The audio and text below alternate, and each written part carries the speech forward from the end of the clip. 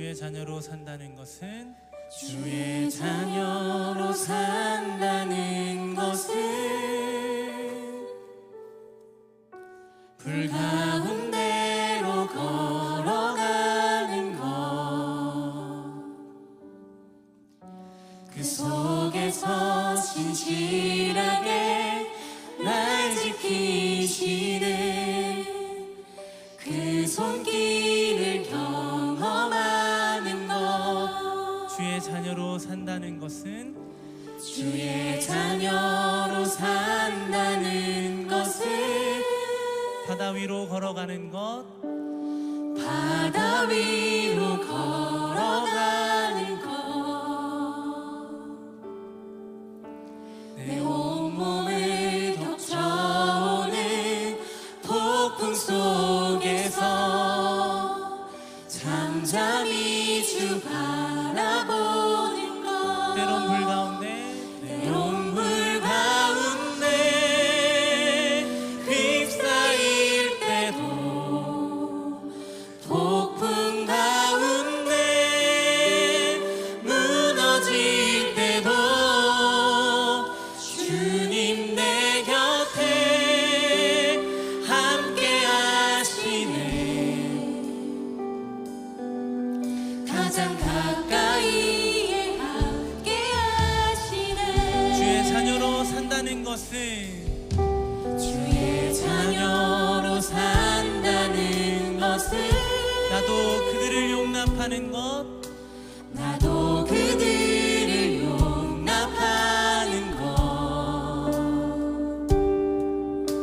나를 위해 달리신 십자가 사랑, 그 사랑으로 살아가. 우리 한 번 더 고백할까요? 주의 자녀로 산다는 것은 주의 자녀로 산다는 것은 주님과 함께 동행하는 것, 주님과 함께 동행하는 것.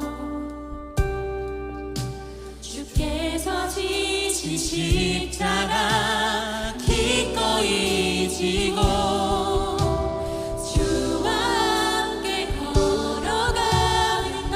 때론 불 가운데 때론 불 가운데 휩싸일 때도, 폭풍 가운데 무너질 때도 주님 내 곁에 함께 하시네. 가장 가까이에 가장 가까이에 함께 때론 하시네. 불 가운데 때론 불 가운데 휩싸일 때도, 폭풍 가운데 폭풍 가운데 무너질 때도 주님 내 곁에 함께 하시네. 가장 가까이에 함께 보라 하시네. 하나님 구원을 보라 하나님 구원을, 보라 하나님 능력을, 너희를 위해서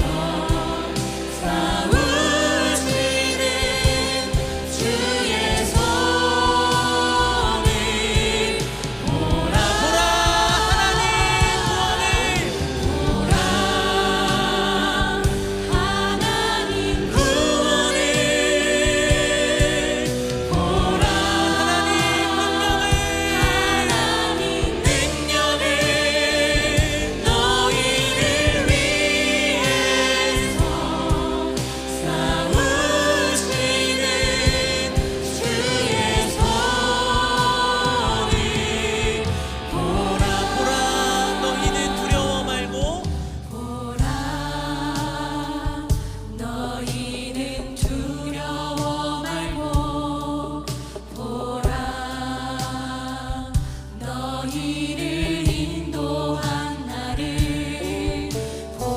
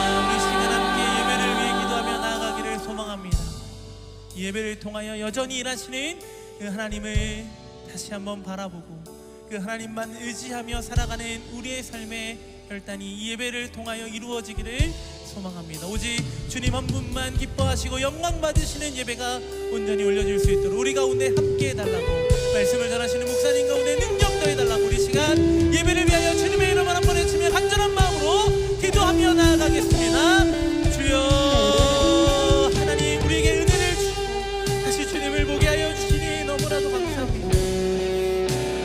우리의 삶에 무너졌던 그 모든 곳에서 여전히 우리와 함께 하셨던 그 주님을 시간 우리가 다시 한번 바라보고 다시 주님을 의지하며 나아가기를 소망하오니 주여 이 시간 우리 가운데 함께 하여 주셔서 우리의 예배를 통하여 영광 받아 주시고 기뻐하여 주시고 오직 주님 한 분의 영광을 온전히 올려드리며 나아가는 시간 이 자리가 될 수 있도록 우리들의 모든 것들을 주장하여 주시고 인도하여 주셔서 순장하시는 목사님 가운데 함께 하여 주시고 능력의 말씀이 선포되어지는 때 말씀 따라 살아가기를 결단하며 말씀대로 살아가기를 기뻐하는 우리의 삶에 회복이 있을 수 있도록 주님 이 시간 우리와 함께 하여 주시옵소서.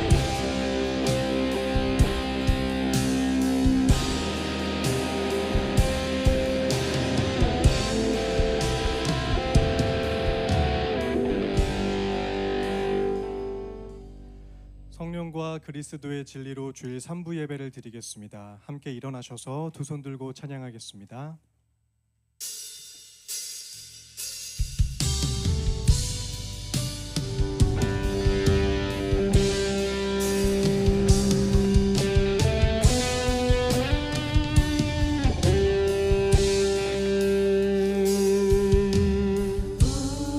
우리 주는 위대하며 능력이 많으시도다. 그의 지혜 무궁하며 인자는 영원하도다. 상한 자를 고치시며 상처를 삼으시도다. 별들의 수를 세시며 이름을 붙이셨도다. 그가 구름으로 하늘을 덮으시며 나를 위하여 비 준비하시니 예루살렘아 여호와를 찬송할지어다. 내 하나님을 감사함으로 그 앞에 나가며 주 임재 앞에 경배해. 예루살렘아 여호와를 찬송할지어다. 내 하나님을 감사함으로 그 앞에 나가며 주 임재 앞에 경배해. 예수는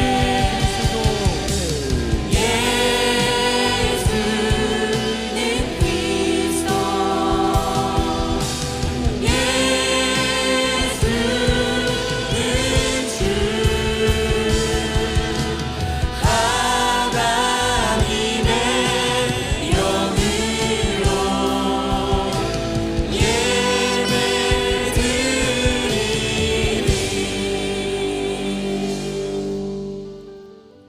예배드리리. 여호와는 나의 능력과 찬송이시요 또 나의 구원이 되셨도다.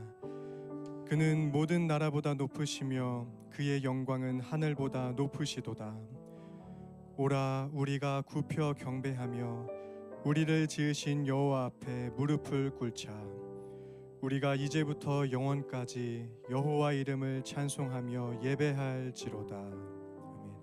우리의 믿는 바를 사도신경으로 고백하겠습니다. 전능하사 천지를 만드신 하나님 아버지를 내가 믿사오며 그 외아들 우리 주 예수 그리스도를 믿사오니 이는 성령으로 잉태하사 본디오 빌라도에게 고난을 받으사 십자가에 못 박혀 죽으시고 장사한 지 사흘 만에 죽은 자 가운데서 다시 살아나시며 하늘에 오르사 전능하신 하나님 우편에 앉아 계시다가 저리로서 산자와 죽은 자를 심판하러 오시리라. 성령을 믿사오며 성도가 서로 교통하는 것과 죄를 사하여 주시는 것과 몸이 다시 사는 것과 영원히 사는 것을 믿사옵나이다. 자리에 앉으시겠습니다. 사랑하는 성도 여러분, 하나님이 기뻐하시는 제사는 상하고 통회하는 심령입니다. 이 시간 성령께서 깨닫게 하는 죄를 고백하며 참회의 기도를 드리겠습니다. 은혜와 사랑을 풍성하신 하나님 아버지, 지난 한 주간도 저희들과 함께 하시고 이 시간 주님 존전에 나와 함께 경배하며 주님을 높여드리게 하시며 감사를 드립니다. 주님의 긍휼을 따라 주님의 은혜를 따라 이 자리에 나오는 심령마다 하나님의 크신 은총과 예비하신 은혜를 주님께서 내려 주시옵소서. 하나님의 은혜를 간구하는 우리 심령들 가운데 때를 따라 돕는 은혜를 더하시며 용서하시는 주님의 은혜 따라 나아갈 수 있는 우리 모두가 될 수 있도록 역사하여 주시옵소서. 주님의 은혜를 간구하며 나아갑니다.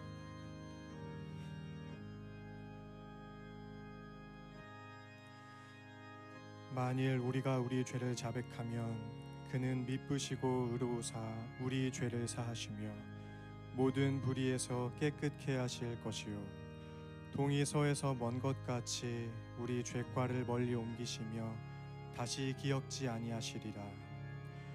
하나님, 우리에게 죄사함의 은혜를 주시니 감사합니다. 이제는 용서받고 구원받은 자로서 성령 안에서 더욱 거룩하게 살게 해 주옵소서. 대표기도 드리겠습니다.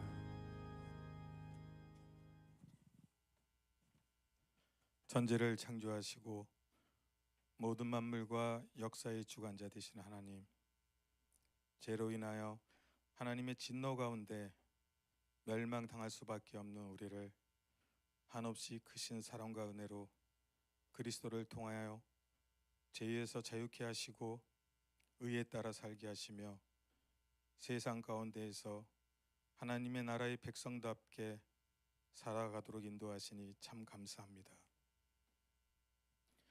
하나님, 우리의 삶의 목적이 하나님을 영화롭게 하며 영원토록 하나님을 즐거워하게 하여 주시옵소서. 우리가 하나님을 위하여 창조되었고 지음받은 것임을 알게 하시고 우리의 구원조차도 그리스도의 영광을 위하여 하나님께서 친히 이루어 가심을 바라보게 하여 주시옵소서.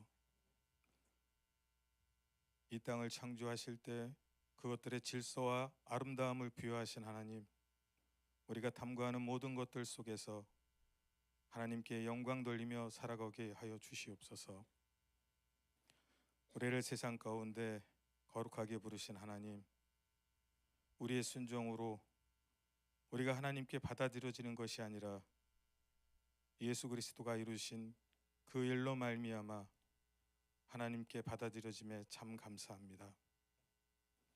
우리가 아름다워서 우리를 사랑하시는 게 아니라 예수 그리스도의 희생적 사랑으로 우리가 보배롭고 존귀한 존재로 되어주는 줄 믿습니다. 물질도 아름답게 창조하신 하나님, 그러나 우리는 돈 문제만 생겨도 마음이 쉽게 흔들립니다. 우리의 마음이 돈에 묶여 있을 때도 있습니다. 떠나지 않는 염려와 근심 앞에 불안과 두려움이 마음 안에 자리 잡지 못하도록 우리의 마음을 지키게 하여 주시옵소서. 생활과 환경 속에서 우리의 필요를 이미 아시는 하나님, 우리의 눈이 주님이 함께 하심을 바라보게 하여 주시옵소서. 어려움 가운데서도 예배자의 삶을 살게 하시고 주님을 찬양하는 입술로 신앙을 고백하게 하여 주시옵소서. 질그릇 같은 우리 안에 복음을 담으신 하나님, 복음이 우리의 삶을 근본적으로 바꾸며 그리스도로 옷 입고 성령의 전으로 세상 가운데 보내신 그리스도의 편지로 오직 진리의 말씀 위에 세워진 주님의 몸된 교회 되게 하여 주시옵소서. 우리의 그 어떤 사역도 하나님의 관계보다 앞서가지 않게 하시고 하나님의 뜻과 목적이 우리의 삶의 태도 앞에 순종으로 열매 맺게 하여 주시옵소서. 믿음의 삶에는 분명히 고난이 따른다고 하신 하나님, 그것이 져야 할 십자가이고 자신을 부인하는 삶이 되어야 할 때 마땅히 절제하며 주어진 환경 속에서 인내를 온전히 이루어가게 하여 주시옵소서. 믿음의 시련을 통해 우리의 생각이 바뀌고 말이 바뀌고 우선순위가 바뀌고 삶의 주인이 바뀌게 되게 하여 주시옵소서. 구하고 찾고 두드리는 문제 앞에서 그러므로 무엇이든지 남에게 대접을 받고자 하는 대로 너희도 남을 대접하라 하신 하나님, 내 이웃의 문제 앞에서 우리가 하나님께 구하고 찾고 두드렸던 그 간절한 마음으로 이웃을 사랑하고 섬기며 대접할 수 있게 하여 주시옵소서. 하나님이 사람 사랑하시는 그 마음을 우리도 품게 하시며 서로 용납하며 존중하며 살게 하여 주시옵소서. 오늘 이 시간에 드려지는 예배를 기뻐 받아 주시옵고 여러 부서와 지체들의 사역 가운데 하나님 세임 주시옵고 오직 능력과 사랑과 절제 가운데 이 땅에서 마귀를 대적하고 믿음으로 말씀에 순종하며 마귀로 마음속에 틈을 두지 않도록 지켜주시옵소서. 모든 성도가 주님의 순결한 신부로 구원을 완성하는 그날까지 거룩하게 살아가게 하여 주시옵소서. 이 모든 말씀 예수 그리스도의 이름으로 기도드립니다. 아멘.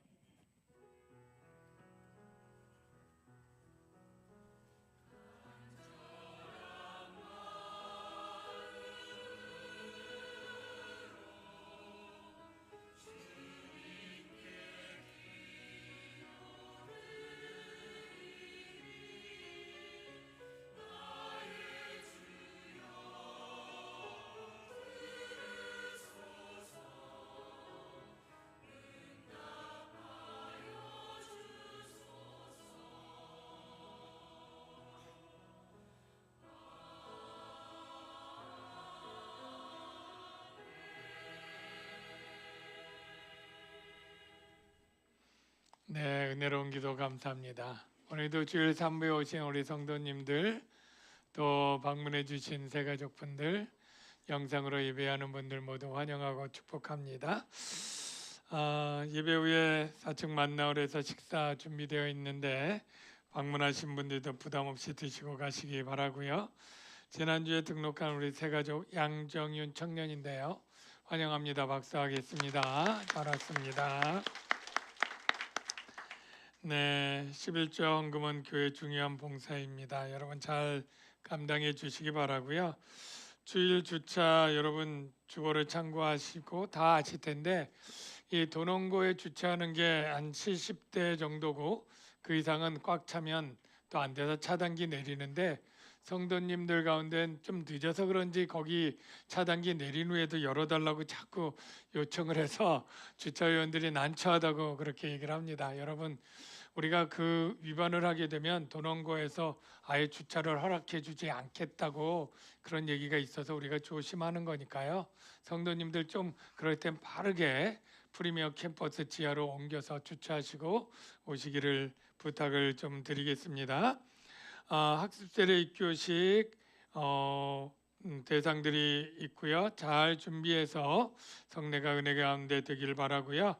어르신 공정여행 70세 이상 성도님 모시고 내일부터 1박 2일로 우리 포천밸리 운악산 자연 휴양림으로 가고 또 맛있는 식사도 그렇게 대접하고요. 봉사부에서 섬기는 그 수고에 또 감사를 드립니다. 몇 분 정도 자리가 아직 조금 남아 있어서 혹시 부모님들 가운데 70세 넘으셨는데 또 같이 가실 수 있는 분이면 오늘까지라도 혹시 연락이 되면 말씀해 주시면 몇 분이라도 더 모시고 갈 수는 있겠습니다. 오늘 성경 세미나하고 새가족 확신반 3주 마지막을 잘 마치게 되겠고요. 봄에 또 운동하기 좋은데 저희 교회 테니스, 배드민턴, 볼링, 스크린 골프, 풋살, 등산, 러닝 다양하게 이렇게 성도들 교제하는데 여러분 혹시 관심 있는 분 있으면 종목이 있으면 교육자에게 문의하면 담당자에게 잘 안내해 드리도록 하겠습니다. 같이 또 운동도 하셔서 건강도 하시고 교제도 하시기 바랍니다. 펌펀 어린 축제가 지금 잘 준비가 되고 진행이 됩니다. 우리가 처음이라 우리의 예상대로 되는 것도 있고 안 되는 것도 있는데 선물 후원은 저희가 준비한 행운권 선물인데 보통 이 정도 오면 한 20, 30개 행운권 선물하면 적당하고 많다 생각되는데 여러분들이 후원을 십시일반으로 다 해주셔가지고 선물 개수를 늘려야 되게 돼서 거의 선물이 한 80, 90개 정도 됩니다. 그래서 한 2자녀 있으면 둘 중에 하나는 될 확률로 되니까 좀 많이들 오시고요. 지금 아직 200명이 안 되고요. 한 170명, 우리 아이들이 한 90명, 외부에서 한 80명 이렇게 되는데 한 200명까지는 좀 적당하다 생각이 됩니다. 오직 자녀들, 친구들 또 이렇게 와서 또 하면 아주 행복한 아이들 시간이 되리라 그렇게 기대를 하고요. 하여간 후원은 주중에 그래서 끊었고요. 더 하고 싶은 분들 더 있었는데 다음 기회로 그렇게 하시고요. 하여간 봉사자들 모임이 있습니다. 그래서 다음 주에 이 안전 요령 그리고 놀이기구를 어떻게 운영해야 되는지 교육과 훈련이 필요해서 우리 장년들은 다음 주 오후 3시에 마테룸에서 그리고 청년 봉사자들은 청년부 예배가 마친 4시경에 본당에서 그렇게 봉사자 모임과 또 안내 기도회 진행될 겁니다. 그리고 오늘 시간은 우리 배세영 집사님, 이희승 집사님이 이제 자녀 준서를 낳은 지 한 4개월 만에 처음 이제 교회 나오게 됐습니다. 우리 두 부부가 다 40대인데 하나님이 오래 기도 후에 자녀를 주었어요. 그래서 너무나 예쁜 준서인데 가운데로 오고요. 우리 이제 축복송 불러줄 거 신발 신고 올라오세요. 네, 그냥 뭐 신어도 되고요. 우리 배준서입니다. 우리 축복송 먼저 부르도록 하겠습니다.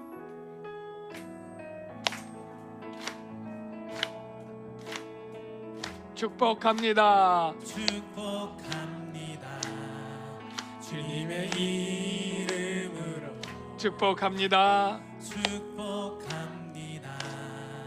주님의 사랑으로 주 앞에 처음 나온 거룩한 준서에게 주님의 기쁨과 주님의 사랑이 충만하게 넘치기를. God bless you. God bless you. God bless you. 축복합니다. 주님의 사랑으로. 네, 제가 짧게 축복 기도하겠습니다. 하나님, 우리 배세영 이승 집사님 가정에 이렇게 보배롭고 귀한 준서를 참 아들로 주셔서 감사합니다. 하나님, 우리 준서가 부모님의 오랜 기도 가운데 태어났습니다. 정말 기도받은 아들처럼 믿음의 아들로 잘 자라게 하여 주시옵소서. 하나님, 특별히 아프지 않도록 건강을 주시옵시고 평생 아프지 않고 다치지 않고 건강한 준서 되게 하여 주시옵소서. 많은 사람들의 축복과 사랑을 받게 하시고 특별히 하나님의 은총을 받는 준서가 되게 하여 주시옵소서. 만남의 복을 주셔서 좋은 친구들, 좋은 선생님, 좋은 목사님, 전도사님 만나는 준서가 되게 하여 주셔서 그의 삶이 하나님 보시기에 참으로 풍성하고 아름답게 하여 주시옵소서. 특별히 장래에 믿음의 귀한 아내를 만나는 복도 주시옵시고 믿음의 가정을 행복하게 꾸리는 그러한 복도 주시고 정말로 부모의 기쁨과 면류관 같은 준서가 되게 하여 주시옵소서. 예수님의 이름으로 축복하며 기도하옵나이다. 아멘. 네, 선물을 전달해 드리도록 하겠습니다. 교회를 대표해서 엄마에게 하기스 기저귀. 자, 박수로 박수하고 들어가시면 되겠습니다. 참 좋습니다. 이제 성가대 하나님께 찬양을 드리도록 하겠습니다.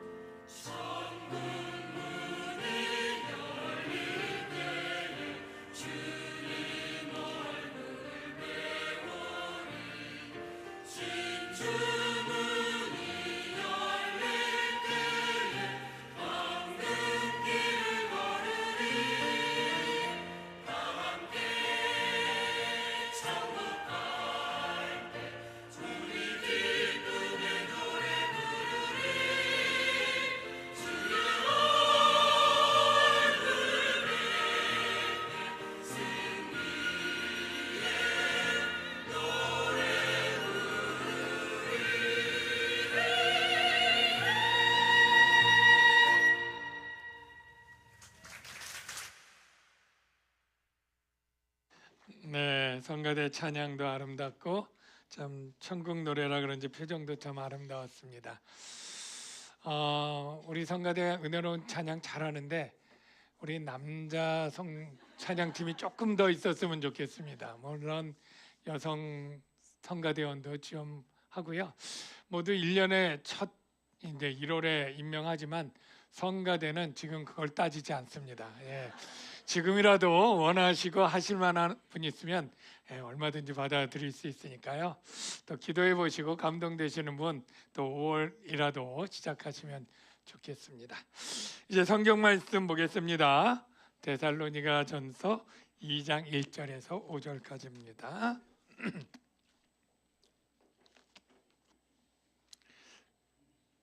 교독하겠습니다. 제가 먼저 읽겠습니다.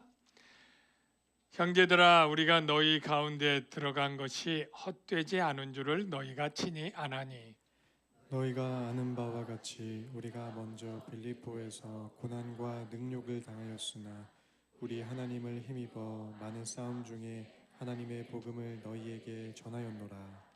우리의 권면은 간사함이나 부정에서 난 것이 아니요 속임수로 하는 것도 아니라 오직 하나님께 옳게 여기심을 입어 복음을 위탁받았으니 우리가 이와 같이 말함은 사람을 기쁘게 하려 함이 아니요 오직 우리 마음을 감찰하시는 하나님을 기쁘시게 하려 함이라.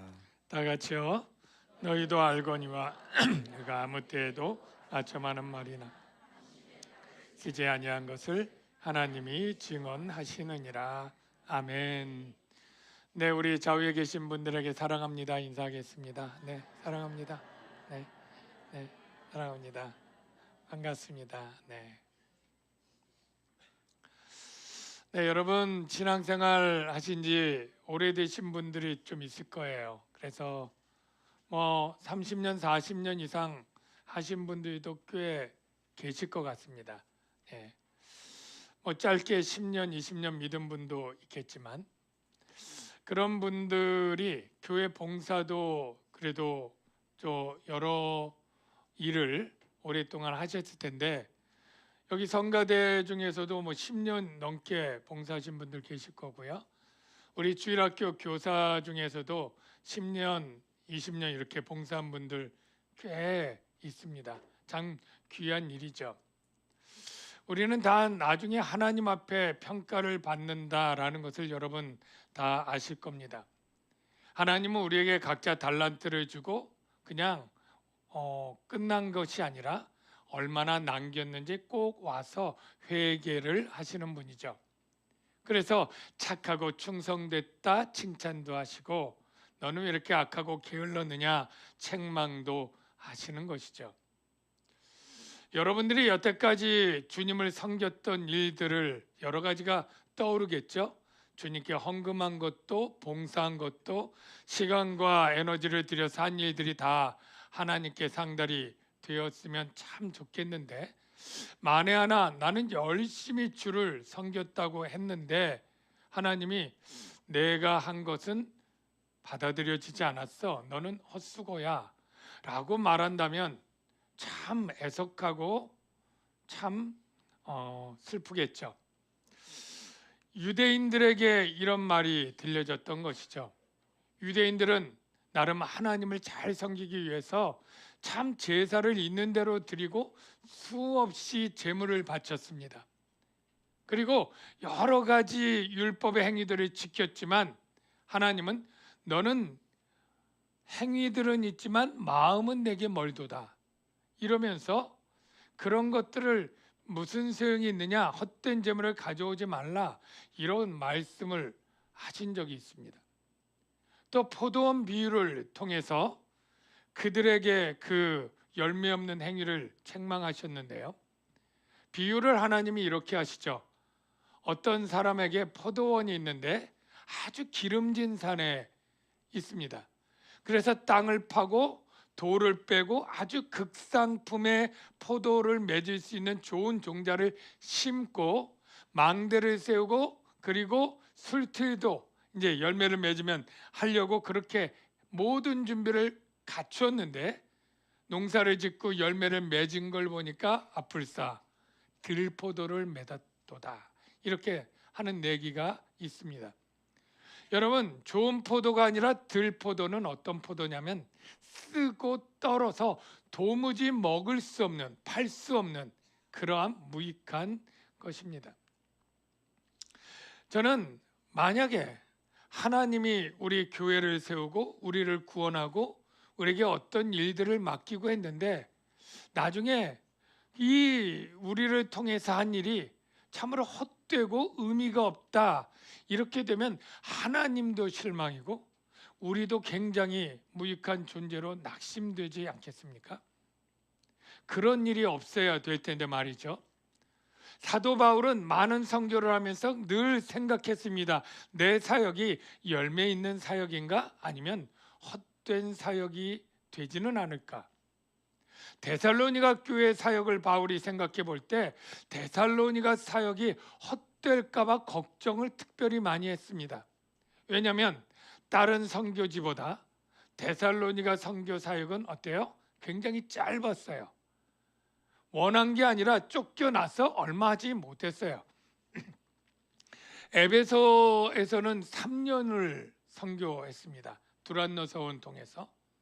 고린도, 지금 데살로니가서를 쓰고 있는 게 고린도인데 여기서는 보통 2년 넘게 선교할 거예요. 근데 데살로니가는 성경에 보면 새 안식일에 회당에서 설교하고 쫓겨납니다. 조금 더 있었다고 해도 길게 잡아야 3개월이에요. 여러분이 어디 교회를 개척할 리는 없지만 개척해서 복음을 전해서 3개월 된 개척교회가 담임 목사가 그 다음에 떠났다면 그 교회가 자립해서 잘 일어난다는 것을 기대하기가 어렵지 않습니까? 그러니까 바울이 늘 노심초사 이 데살로니가 교회가 잘 기초가 세워지고 성장할지 늘 걱정이 돼서 디모데를 보냈다는 거 아니에요? 그리고 돌아온 소식은 웬걸 하나님의 놀라운 역사 때문이겠지만 그들의 믿음의 모본이 될 정도로 아가야 마게도냐 지방에 소문이 쫙 나고 각처에서 모르는 사람이 전해줄 정도로 믿는 자의 모본이 되었다라고 하는 소식을 받은 것 아니에요? 그래서 오늘 이렇게 시작을 합니다. 형제들아, 우리가 너희 가운데 들어간 것이 3개월밖에 안 되지만 헛되지 않은 줄을 우리도 알고 너희도 안다. 이렇게 감사와 더불어 헛되지 않다고 얘기를 해요. 그런데요, 우리가 서두에 얘기한 것처럼 여러분이 봉사를 꽤 오랫동안 했는데 그 사역이 다 헛되지 않아야 될 텐데 헛된 일들이 때때로 있을 수 있는 거예요. 그래서 오늘 말씀을 통해서 우리가 드려지는 이 예배, 기도 또는 섬김, 봉사 이것들이 헛되지 않으려면 어떻게 해야 될까에 대한 말씀을 하나님이 주신다고 생각을 합니다. 먼저 우리가 주님을 섬기는 이 일에 헛되지 않으려면 첫 번째는 바로 고난과 위기가 올 때 그것을 견디고 이겨내야 돼요. 사도 바울이 데살로니가 교회 가기 전에 고난이 있었습니다. 그 고난은 빌립보에서입니다. 바울이 이렇게 얘기를 합니다. 너희가 아는 바와 같이 우리가 먼저 빌립보에서 고난과 능욕을 당하였으나 고난과 능욕을 당했는데 이 의미가 고난과 능욕이 비슷한데 능욕은 조금 더 정신적인 수치감을 주는 그러한 모욕당하고 수치를 당하는 거예요. 그 내용이 무엇인지 우리가 사도행전을 넘겨서 확인을 해보니까 이런 얘기가 있었죠. 저 많은 귀신 들린 그 여종을 구해줬는데 그 주인이 화가 나니까 모함해서 무고를 했습니다. 보통 이렇게 하면 재판을 해야죠. 그런데 이 바울과 실라 여기는 재판이 없었어요. 그냥 그쪽 말만 일방적으로 듣고 그냥 들이 옷을 벗기고 치기 시작했습니다. 얼마나 억울하고 분하겠습니까? 그 내용을 볼까요? 무리가 일제히 일어나 고발하니 상관들이 옷을 찢어 벗기고 매로 치라. 인권이 없는 거예요. 예. 많이 친 후에 옥에 가두고 간수에게 명하여 든든히 지키라 하니 그가 이러한 명령을 받아 그들을 깊은 옥에 지하 감옥에 가두고 그 발을 착고에 채워서 아주 고통스럽게 한 건데 이게 얼마나 억울한 일이고 분한 일입니까? 그런데 좀 밤에 생각해 보면 이렇게 생각할 수 있잖아요. 하나님, 내가 원래 유럽은 생각도 안 했습니다. 저는 아시아만 전도하려고 했다니까요. 갈라디아의 북쪽 지역에 못한데 하려고 하는데 주님이 막으시고 그리고 환상 가운데 마게도냐 사람 통해서 이리로 건너오라고 해서 내가 건너왔는데 하나님이 오라고 했으면 좀 길을 순탄하게 열어서 선교의 열매가 쉽게 되게 해야지 이렇게 모욕적이고 억울한 일을 당하도록 하나님이 하십니까? 하나님의 서운함에 원망에 기도가 나올 법해요. 그리고 대부분은 나 그만둘래요. 그리고 돌아갈 만도 합니다. 저와 여러분 안 그렇습니까? 여러분이 성가대를 하는데 아니면 교사를 하는데 뭐 안내위원을 하는데 그냥 하는 일마다 억울하게 비난을 받거나 힘든 일이 계속 생겨요. 하나님 이거 하라는 겁니까? 말라는 겁니까? 그리고 그냥 때려칠 수 있어요. 나 안 하겠다고. 바울도 얼마든지 그럴 수 있죠. 그런데 바울이 열매 맺는 사역이 되려면 어떻게 돼요? 그 위기를, 그 고비를 견뎌내야 되는 거예요. 바울은 포기하지 않았습니다. 빌립보 사역을 잘 마치고 안디옥으로 가지 않고 그 다음에 온 게 바로 이 데살로니가 도시죠. 바울은 이렇게 그때를 회상을 합니다. 우리 하나님을 힘입어 많은 싸움 중에 하나님의 복음을 너희에게 전하였느라. 영적인 사단의 많은 공격과 박해를 싸움이라고 생각하고 그 가운데 포기하지 않고 하나님을 힘입었다. 이 힘입었다라는 말을 정확히 헬라어로 말하면 담대히 말하다. 그래서 하나님 안에서 담대히 말하다. 이게 직역이 되는데요. 그들이 담대했던 이유를 찾는다면 뭐겠어요? 당연히 하나님 안에 있는 거죠. 하나님 안에 있을 때 하나님이 내 편이고, 내가 하나님 편이 되면 두려울 게 없습니다. 동네 축구하는데 손흥민이 우리 편이면 두려울 게 없는 것보다 더 하나님이 내 편이고 우리 편이면 어떤 존재가 온다고 할지라도 우리는 이길 거예요. 그래서 히브리서에 이렇게 고백을 합니다. 그러므로 우리가 담대히 말하되 주는 나를 돕는 자시니 내가 무서워하지 아니하겠노라. 사람이 내게 어찌하리요. 사람이 주는 어떠한 핍박과 방해에도 불구하고 전능한 하나님이 내 편이면 밀리는 것 같고 하더라도 반드시 역전하고 끝내 이기리라. 이 믿음 때문에 포기하지 않고 담대할 수 있는 거예요. 바울이 그랬다는 거예요. 우리가 이렇게 고난을 당했지만 내 사역이 헛되지 않을 수 있었던 것. 3개월밖에 안 돼서 인간적인 기준으로는 참 무슨 열매가 맺을까 하는 짧은 기간이지만 하나님의 뜻 안에서 하나님께 담대히 가서 말했더니 바로 열매가 헛되지 않게 되었다라는 거죠. 또 중요한 것은 바울이 이 복음을 전하게 되는데 이 복음이 하나님의 복음을 전했다. 이렇게 하나님의가 들어가 있는 이게 또 의미가 있습니다. 여러분, 하나님의 복음이란 복음이 하나님의 것이다 이런 의미도 있지만 소유격이지만 사실은 하나님 것이라고 하는 말은 뭐냐면 하나님이 주신 복음이에요. 여러분, 우리가 전하는 복음은 내가 원해서 내가 생각해낸 걸 전하는 게 아닙니다. 우리가 전하는 모든 복음은 하나님이 창작하시고 하나님이 계획하시고 하나님이 이루신 사건이에요. 복음은 다 하나님이 주인이고 하나님이 명령한 거예요. 그래서 바울은 이렇게 표현합니다. 하나님이 위탁한 복음이다. 오직 하나님께 옳게 여기심을 입어 복음을 위탁받았으니. 여러분, 하나님이 시킨 것이면 반드시 해야 할 일이고 해야만 하는 일인 줄로 믿으시길 바랍니다. 우리의 선택 여부가 결코 영향을 미쳐서는 안 돼요.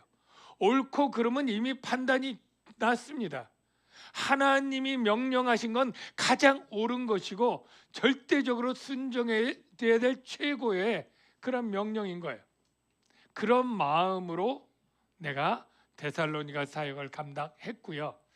하나님의 복음은 또 어떤 의미가 있느냐면 하나님만을 전하는 복음이에요. 하나님만. 복음 안의 주인공은 하나님입니다. 그런데요, 때때로 우리는 하나님 외의 것을 전하고 싶어 해요. 왜냐하면 하나님의 복음은 늘 뻔한 것 같고 식상하거든요. 제가 여러분 복음을 계속 얘기하면 여러분 중에 계속 감동할 사람도 물론 있겠지만 그거 지난주에 한 거 아니야? 이번 또 하네? 이럴 수도 있잖아요. 그러니까 사람의 마음에는 복음을 전하는 것 말고 사람의 이야기, 새로운 철학, 새로운 사상, 새로운 정보 아니면 감동적인 예화를 섞어서 여러분들이 재밌게 듣게 하는 유혹이 설교자나 교사에게 늘 있습니다. 사도 바울은 그러질 않았다는 거예요. 하나님의 복음에 왜 내 이야기를, 바울은요 얼마든지 자기 이야기를 하면 무궁무진해요. 왜냐하면 그는 굉장히 똑똑한 지식인, 인텔리에다가 그리스 헬라 철학도 이미 알고요, 언어도 통달했고 경험이 많잖아요. 간증이 많잖아요. 3층 천에 갔다 온 이야기 내가 말하면 너희들 다 깜짝 놀라 넘어질 거야. 내가 사람을 살리고 병을 고치고 귀신을 쫓아낸 얘기를 섞어서 하면 굉장히 재밌게 많은 사람이 들으러 올 거예요. 근데 바울은 그러질 않았어요. 오직 하나님, 예수님이 전부예요. 그래서 데살로니가 교회에 가서 바울의 설교 요약한 걸 제가 찾아봤죠. 이렇게 표현되어 있습니다. 새 안식일에 성경을 가지고 강론하며 뜻을 풀어 그리스도가 해를 받고 죽은 자 가운데 다시 살아나야 할 것, 즉 예수님, 하나님, 그 살리신 하나님, 내가 너에게 전하는 이 예수가 곧 그리스도라, 이것만을 전한 거예요. 바울이 고린도 교회에 갔을 때 거기 철학자들이 많아요. 그러니까 사람들이 아주 그런 철학 얘기를 듣는데 아주 익숙하고 좋아해요. 그래서 바울에게 이 말쟁이가 무슨 말을 잘하는지 그래서 아레오바고 언덕에 와서 얘기를 시켰던 데가 거기예요. 그런데요, 바울은 어떤 각오를 하고 고린도에 갔는지 알아요? 뭐라고 얘기하냐면, 내가 가면 내가 인간적으로 아는 지혜나 지식 이런 걸로 절대 내가 설득하지 않겠다. 그런 걸 알더라도 그냥 모르는 것처럼 하고 오직 예수와 그리스도만 전하겠다고 다짐을 하고 각오를 하고 갑니다. 그게 나중에 고린도 전서에 이렇게 표현되어 있어요. 형제들아, 내가 하나님의 증거를 전할 때, 고린도 교회에게 말하는 겁니다, 말과 지혜의 아름다운 것으로 하지 아니하였느니. 하지 못한 게 아니고요, 할 수 있어도 안 하겠다는 거예요. 내가 너희 중에서 예수 그리스도와 그의 십자가에 못 박히신 것 외에는 아무것도 알지 아니하기로 작정하였습니다. 저 표현이 뭐예요? 알지 못하는 게 아니고 알지 아니하기로 내가 작정했다는 거예요. 알아도 안 하겠다는 거예요. 아니, 왜 그럽니까? 라고 물을 때 대답을 하는 거예요. 내가 만약에 사람의 재밌는 얘기, 경험, 간증 이런 걸 가지고 얘기를 하면 그때 예수를 믿는 사람들이 어떻게 오해를 하냐면, 바울 사도가 너무너무 설교를 잘해서 내가 믿게 되었어 라고 바울 사도의 인간의 능력을 칭송하거나, 자기도 자기의 말로 하면 내가 이렇게 설교를 멋지게 은혜롭게 잘해서 예수 믿은 사람들이 굉장히 많아, 이렇게 내가 교만해서 하나님의 능력과 영광이 나타날 일이 없게 된다는 거예요. 그냥 예수 그리스도의 복음을 툭 던져서 믿을 때, 야 저렇게 전해도 믿어? 하나님이 그에게 역사했나 보다, 이렇게 되는 것 아니겠느냐, 이 말입니다. 이해가 되십니까? 이렇게 표현해요. 내 말과 전도함이 설득력 있는 지혜의 말로 하지 아니하고 그냥 예수 그리스도의 복음만 순수하게 원초적으로 딱 전하는 거예요. 그때 성령의 나타남과 능력으로 그 말을 듣고 사람의 마음속에 그 마음이 뒤집어지는 거예요. 사탄의 역사가 떠나가고 죄의 이 문제가 해결되는 성령의 역사가 능력으로 나타난다는 거예요. 그래서 너희 믿음이 사람의 지혜에 있지 아니하고 내 바울의 지혜에 있지 아니하고 하나님의 능력에 있게 하려 하노라, 이렇게 고백을 하는 겁니다. 우리가 어떻게 사역의 열매를 맺어야 되는지 첫 번째 힌트가 뭡니까? 바로 중심이 내가 되면 안 되는 거예요. 중심이 예수 그리스도가 돼야 되는 거예요. 예수 그리스도의 말만 전해야 되는 거예요. 간증의 위험이 뭐냐면, 간증하는 자가 자꾸 자기 간증을 극적으로 재밌게 하려니까 과장하고 포장을 하게 돼요. 설교자가 사람을 자꾸 보게 되면 설교 듣는 사람들이 좋아하는 것으로 자꾸 가게 돼요. 그래서 부흥사가 자꾸 유머들 하면서 관심 있는 이야기들을 넣게 되는 게 예수 그리스도가 중심에서 자꾸 이탈하게 되는 유혹을 받는 겁니다. 그 당시에 순회 설교자들이 이랬어요. 그 당시에는 헬라 철학의 순회 설교자들이 있었습니다. 우리가 잘 아는 소크라테스, 플라톤, 아리스토텔레스가 다 바울 오기 전에 유명한 철학자들인데요. 그때 철학자들의 강연은 오늘날 인기 스타의 배우나 그런 가수들의 공연장에 몇만 명 모인 것처럼 몰립니다, 사람들이. 그리고 그 강연을 듣고 돈을 내고 합니다. 그러니까 강연을 하는 사람들은 어떤 마음이 들어요? 내 강연이 인기가 있어야 되죠. 말을 잘해야 되죠. 사람이 많이 모이고 입장료를 많이 내야 되고요. 어떤 사람들은 부유한 후원자가 생겨서 평생 삶을 책임을 져요. 그러니까 그 말이 옳으냐 그르냐보다 중요한 게 뭐예요? 인기가 있는 말이냐, 인기 있는 메시지냐, 이게 중요해요. 바울은 그렇습니까? 하나님의 복음을 그렇게 할 수 있습니까? 아닌 거예요. 바울이 그들과 나이가 다르다라고 하는 것을 이렇게 표현을 합니다. 우리의 권면은 간사함이나 부정에서 난 것이 아니고 속임수로 하는 것도 아니라, 이게 당시 헬라 철학자들이 했던 건데요. 여기 간사함은 바로 진리가 아닌 얘기들이에요. 인간적인 얘기들, 비진리고요. 부정은요, 더러움인데 성적 더러움이에요. 그러니까 그들이 인기를 얻으니까 이 젊은 귀부인이나 여성들이 많이 따르는 거예요. 그래서 그 여성들 팬이죠. 팬들과 성적 부도덕, 간음 이런 게 일어났어요. 그러니까 그런 것들을 추구하면서 하는 아주 도덕적으로 타락한 이런 교사들이 있었는데 우리는 그런 게 아니다라는 것하고요. 속임수는 궤변인데요. 그들은 말장이라 말을 잘하니까 여기 붙이면 여기가 맞고 저기에 붙이면 저기에 맞고 비진리라도 그럴듯하게 얘기를 해요. 마치 변호사가 마치 그 피고를 위해서 변호할 때 어떻게든 그를 위해서 막 말을 맞추는 것처럼 그에게 맞춤 설교를 하는 거죠. 예, 회중에 맞는 설교를. 예. 그런데 바울은 회중의 눈치를 보지 않나요? 오직 하나님의 복음, 하나님이 옳다고 하는 복음만을 나는 지킨다. 복음만을 위탁받았다. 그래서 나는 절대 사람의 비유를 맞춰서 아첨하는 말이나 탐심의 탈을 쓰지 아니하였다. 그 다음에 이렇게 말해요. 너희도 알거니와 우리가 아무 때에도 아첨하는 말이나 탐심의 탈을 쓰지 아니한 것을 하나님이 증언하신다. 여러분, 설교자가 이 회중들을 중심으로 딱 두게 되면 그들이 기뻐하고 좋아할 만한 메시지로 자꾸 바뀌어요. 그들이 싫어하고 거북할 말들은 자꾸 빼게 돼요.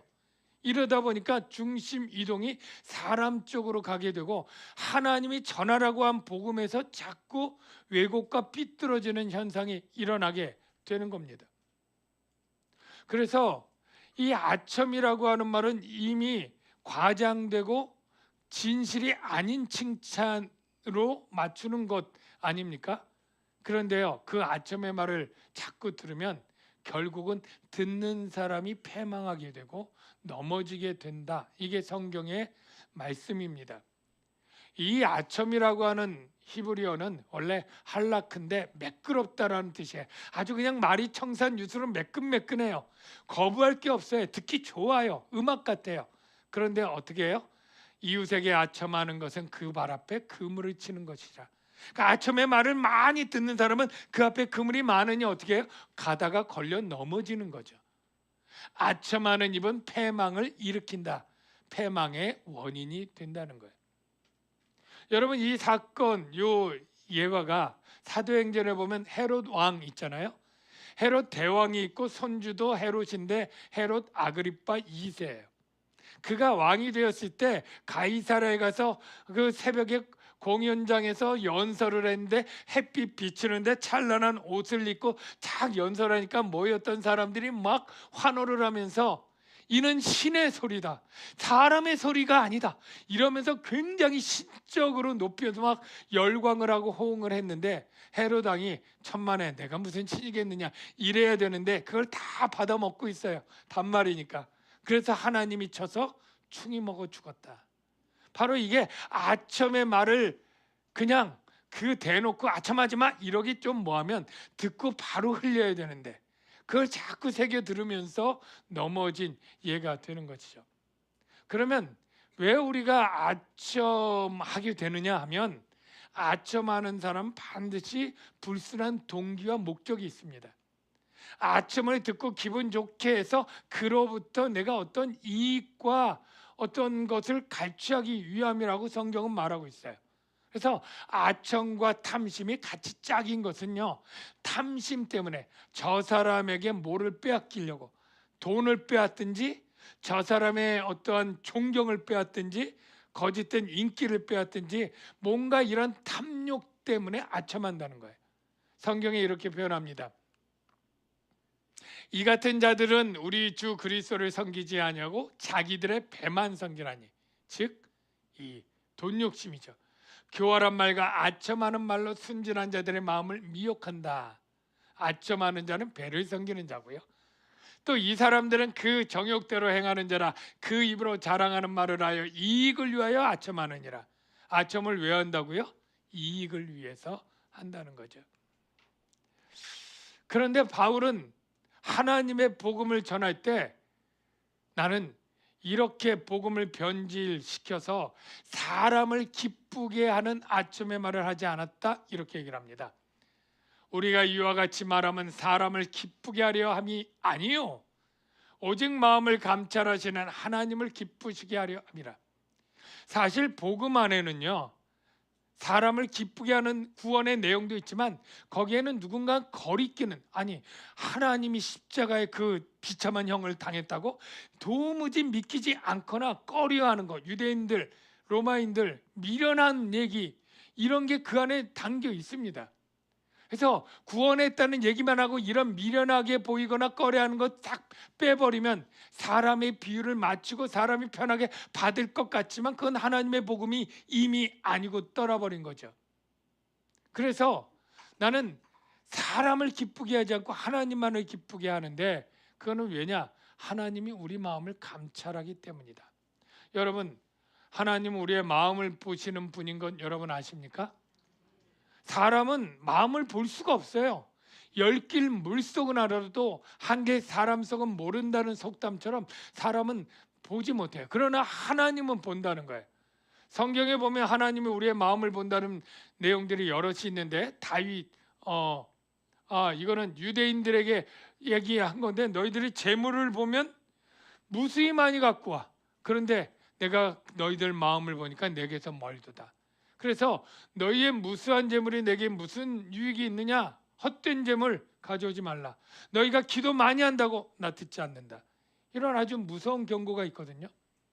여러분, 우리가 기도하면 하나님이 그래 네가 기도하니까 벌벌 떨면서 다 들어줄게 꼭 이러진 않습니다. 너희가 예배한다고 재물 가져온다고 너무나 잘한다 야 반갑다 이러시지 않아요. 중요한 건 뭐예요? 그걸 드리는 마음이에요. 마음. 하나님은 마음을 본다는 표현이 나 여호와는 중심을 보느니라 나 여호와는 심장을 살핀다 이런 말씀을 하는데요. 여러분 마음을 본다고 할 때 여러분 두려움도 있을 수 있죠. 우리가 내가 그동안 열심히 몇십 년을 봉사했는데 혹시 내 마음이 하나님께 드려지지 않아서 열매가 없다면 어떻게 할까라는 생각도 들지만 반대로 위로가 되기도 해요. 여러분 중에서 시간을 낼 수 없었던 사람도 있을 거예요.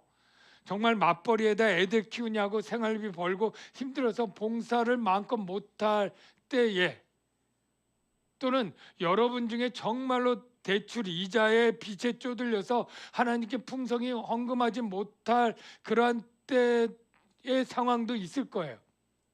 근데 하나님은 뭐라고 얘기하냐면 네가 마음이 있다면 작은 것이라도 나는 귀하게 본다. 여러분 과부의 두렵던 얘기를 너무나 잘 알 거예요.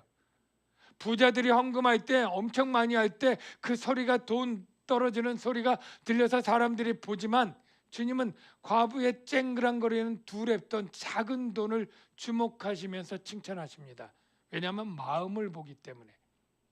때로는 어떤 사람이 이 제자들을 대접하지 못하고 풍성하게 밥을 대접하지 못하고 냉숙밖에 대접하지 못하는 상황이 될 때에 주님은 이렇게 말하죠. 네가 소자에게 준 그 냉수 한 그릇도 내가 결코 상을 잃지 않을 것이다. 그 내용이 마가복음과 마태복음에 있는데요. 생활비 전부를 넣었다라고 과부를 칭찬하고요.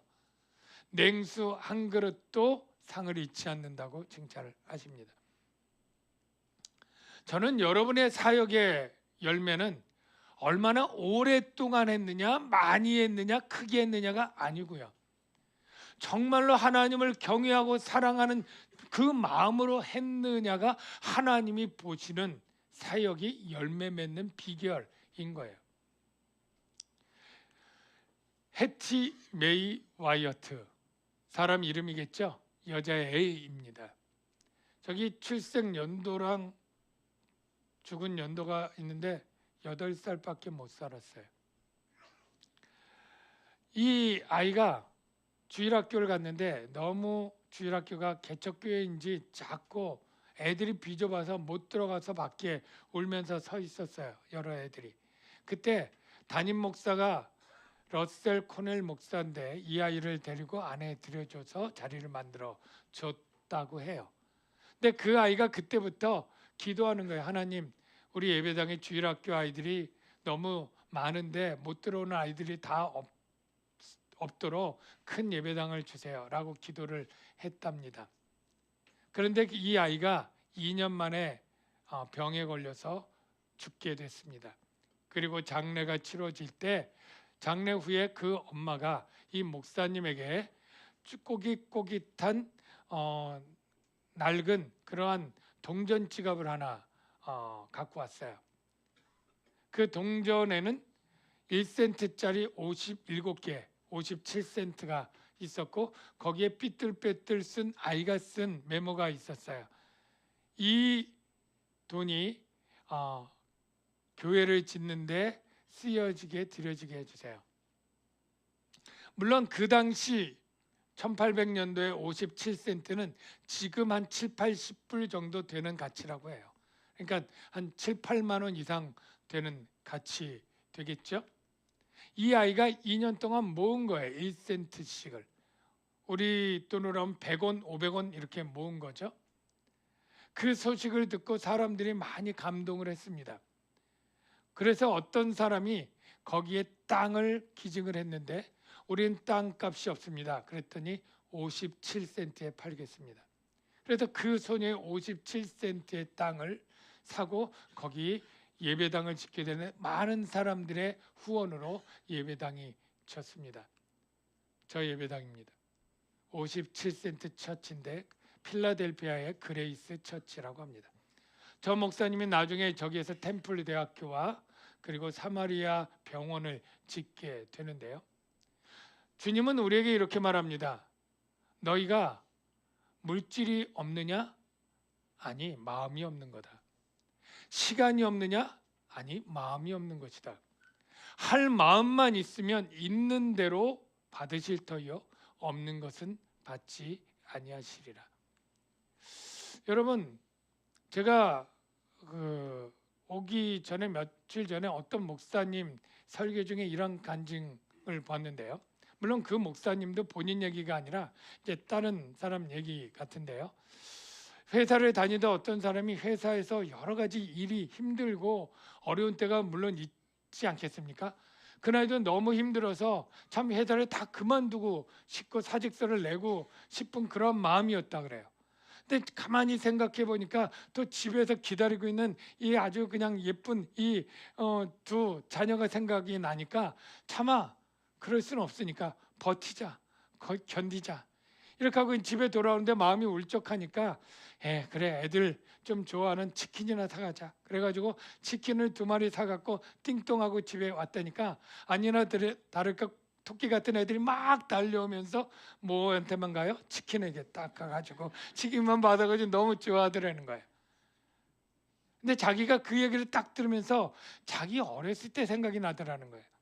자기도 가끔은 아빠가 치킨을 사갖고 왔는데 자기도 그때 치킨 사온 것만 좋아했는데 지금 아빠가 돼서 생각해 보니까 그때 그 아빠도 참 울적하고 힘든 마음이 있어서 것은 아닐까? 이런 생각이 들기 시작했다는 거예요. 그러니까 그땐 몰랐지만 아빠가 돼 보니까 아빠의 마음이 생각이 나더라는 거예요.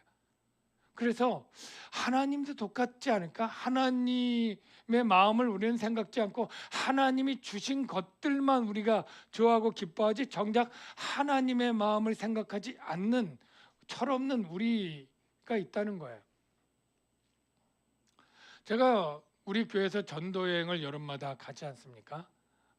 한 10년째 뭐 이상 한 교회 두 교회 이렇게 갔는데 나중에는 우리 인원이 많아서 뭐 거의 몇 년 전엔 70명씩 이렇게 아이들끼리 가서 공연도 참 잘하고 보람도 느끼고 이렇게 오는데 제가 어떤 교회를 갈까 기도하면서 이제 정하는데 뭐 특별히 기도하면서 이제 교회들 보고 이제 연락을 해서 정해요. 이번에는 참 오랫동안 좀 진작 정하지 못하고 최근까지 어디를 해야 될지 막 생각하고 정하는데 그 전도할 교회 정하는 게 쉽지 않아요. 왜냐하면 우리가 한 70명 가니까 아이들이랑 같이 있을 숙소가 교회 예배당이 가능한가? 거기 바닥이 있는가? 아니면 교육관이 있는가? 그리고 그 마을 주민들이 몇십 명인데 몇 명이나 올까? 뭐 이런 것들을 다 따져 보니까 그리고 또 그런 생각도 하죠. 모처럼 2박 3일 휴가를 빼고 왔는데 애들이라도 좀 쉴 수 있게 뭐 바닷가에 해수욕장도 좀 있으면 좋겠고 아니면 뭐 삼척 같은 데 가면 뭐 개울도 있어서 물놀이도 해주면 좋겠고 이런 걸 따지니까 참 어려워요. 그래서 몇 개 교회를 했는데 우리 교회는요 70명 묵을 데가 없는 것 같아요. 그리고 우리 마을은 너무 작아. 이래서 안 돼요. 그래서 어떤 교회를 추천을 딱 2개 교회를 최근에 받았는데 주소를 딱 보면 요즘 네이버나 딱 보면 거리 뷰가 나오잖아요. 교회를 딱 검색을 해보니까 너무 낡았어. 창고 같아. 우리 성도들 가면 여기 과연 묵을 수 있을까? 애들이 묵을 수 있을까? 그러니까 거기 추천은 받았는데 전화를 하기가 싫더라고요. 했다가 응답 받으면 가야 되니까. 계속 미루고 있었어요. 다른 교회를 또 했는데 그 교회도 5명밖에 안 되고 마을이 얼마 안 돼. 우리가 좀 가면 보람 있게 하려면 한 100명 정도 모셔서 삼계탕도 끓여드리고 공연도 할 수 있는 예배당이 좀 되고 뭐 이런 걸 생각을 해야 하니까 안 되는 거예요. 근데 제가 마음에 딱 이 설교를 준비하고 딱 들으면서 딱 든 게 과연 전도 여행을 우리 마음에 들게 우리가 기쁘게 하는 대로 정하는 게 이게 맞는가? 하나님은 우리가 얼마나 거기서 쉬기에 잘 있고 편안하게 있는 거를 보는 게 아니라 어떻게 보면 계속 전도하다 지치고 낙심한 작은 교회 목사님이 이게 하나님의 마음이 있어서 우리를 보내려고 하는데 우리가 자꾸 이런 무리 형편에 맞는 데를 찾으면서 그것을 거른다면 그것은 하나님을 기쁘시게 하는 게 아니라 우리를 기쁘게 위해서 전도여행을 가는 이런 일이 생기는 것은 아닐까라고 생각하면서 제가 참 마음에 찔림이 있어요. 그래서 오늘 아침에 그 2교회 미루고 안 했던 교회 했더니 당장 와달라고 그렇게 다 벌써 아니나 다를까 바로 응답이 와가지고 성도는 다 5명밖에 안 되고 예배당은 참 누추하고 시골교회인데 그래 우리가 원치 않아도 하나님이 보내시고 하나님이 원하시면 그렇게 해야 되겠다 이렇게 얘기를 하고 왔어요. 우리의 마음이 하나님 아버지의 마음을 담는 게 말은 쉬워도 참 어려워요. 왜냐하면 우리는 인간적이고 보이는 것을 추구하는 그런 마음이에요. 찬양 가사 중에도 이런 거 있잖아요. 보소서 주님 나의 마음을 선한 것 하나 없습니다. 그런데 주님의 마음을 내게 주소서 이런 찬양이 있잖아요. 우리가 주님의 마음 아버지의 마음을 받도록 기도해야 될 것이고 그리고 그 마음대로 하도록 더 노력하고 애써야 되는 게 바로 우리 성도의 길이 아닌가 싶습니다.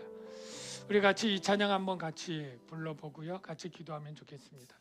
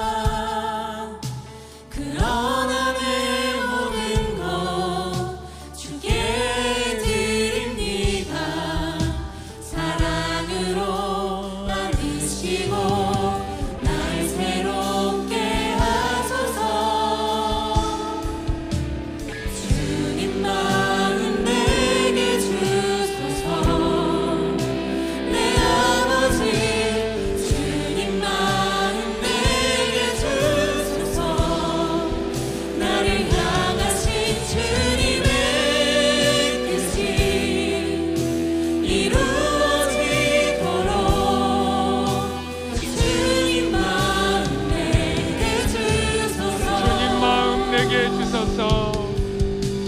주님 마음 내게 주소서.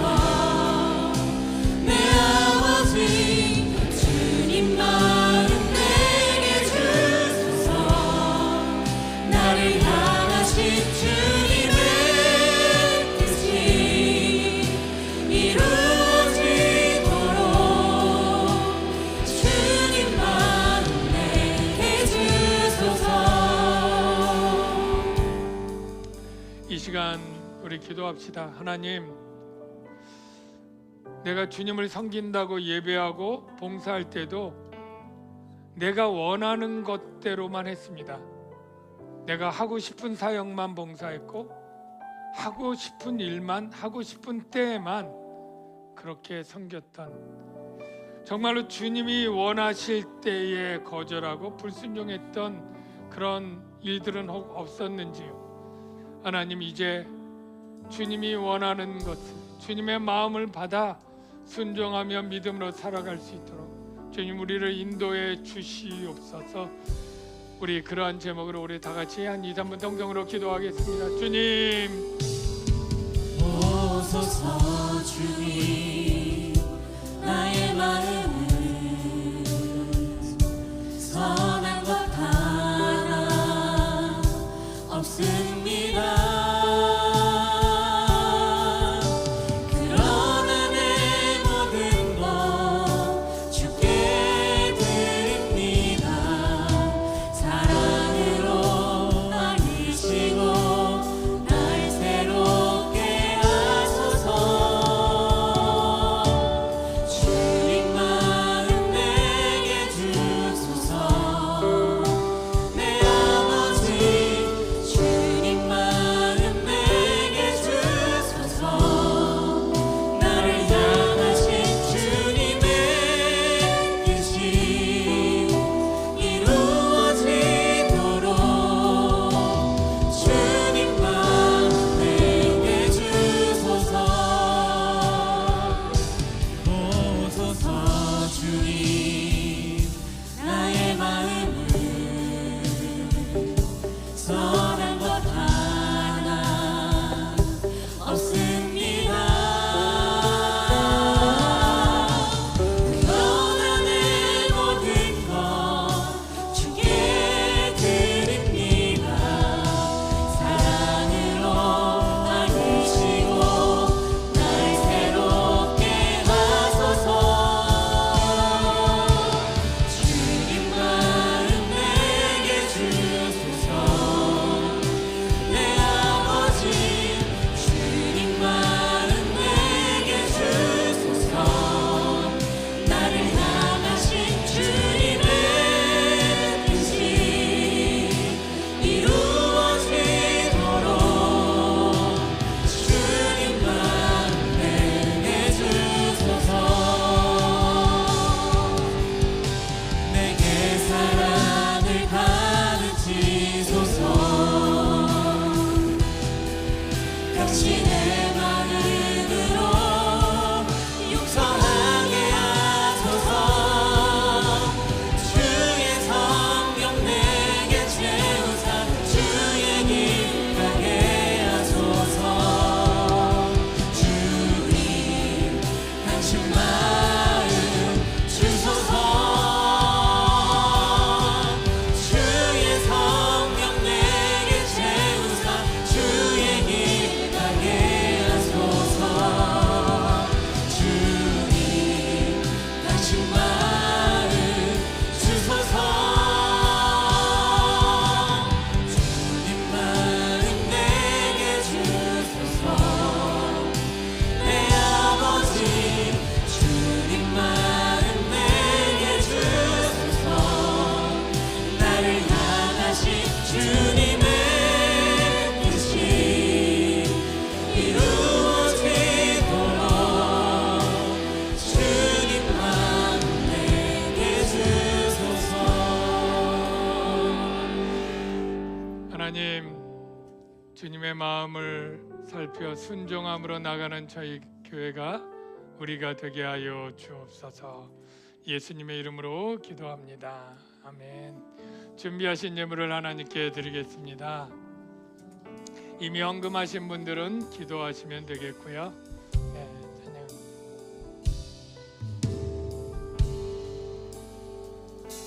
보소서 주님 나의 마음을 선한 것 하나 없습니다. 그러나 내 모든 것 주께 드립니다.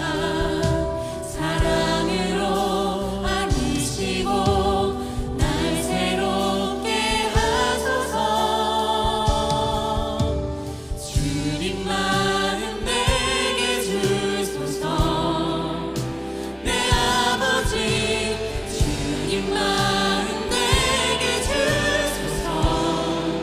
나를 향하신 주님의 뜻이 이루어지도록 주님 마음 내게 주소서. 드리신 예물 위해 기도하겠습니다. 하나님, 정성껏 감사 예물과 또 소득의 11조를 드렸습니다.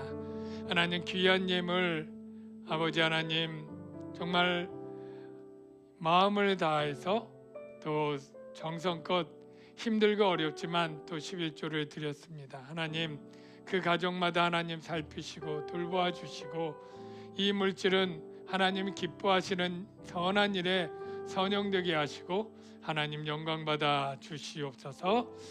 예수님의 이름으로 기도하옵나이다. 아멘. 제가 아까 그 전도 여행 그 교회 얘기했을 때, 야, 이번에는 가지 말아야 되겠다.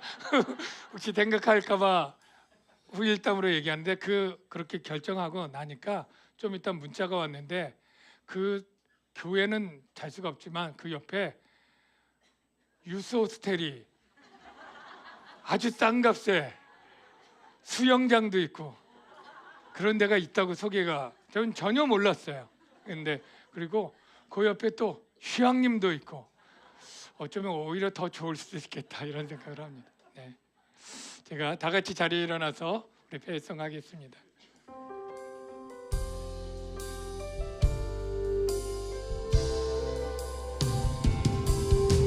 주님 다시 오실 때까지 나는 이 길을 가리라. 좁은 문 좁은 길 나의 십자가 지고 나의 가는 이 길 끝에서 나는 주님을 보리라. 영광의 내 주님 나를 맞아주시니 주님 다시 오실 때까지 나는 일어나 달려가리라. 주의 영광 온 감독될 때 나는 일어나 노래하리.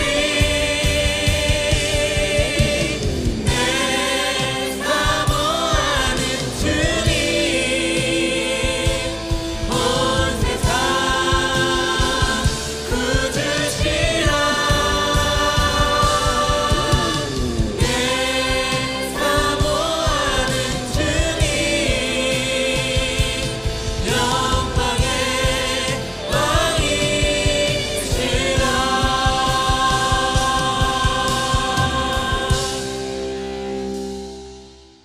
이제는 영광의 왕으로 다시 오실 예수 그리스도의 은혜와 하나님 아버지의 무한하신 사랑하심과 성령님의 위로 교통 충만하신 은혜가 하나님의 마음을 살펴 순종하기를 다짐하는 주의 자녀들 위에 이제로부터 영원토록 함께 하실지어다.